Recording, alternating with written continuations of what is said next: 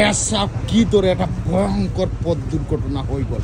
ট্ৰাকৰ তলত সোমাই পৰিল হুণ্ডাই ভেনু। এচাপ এই ট্ৰাকখনে খুন্দিয়াই পিছফালৰ পৰা এই হুণ্ডাই ভেনুখনৰ অৱস্থা কি কৰিব। এচাপ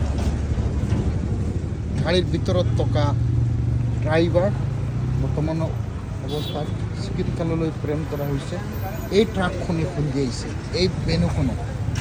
ভয়ংকৰ পথ দুৰ্ঘটনা ডবকা টুল গেটৰ ওচৰত। এয়া চাওক কি ধৰণে চকাৰ অৱস্থা।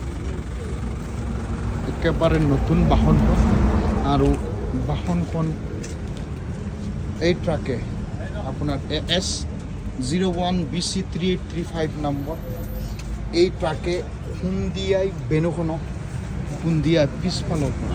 গাড়ীখনৰ নম্বৰ S2AB2866।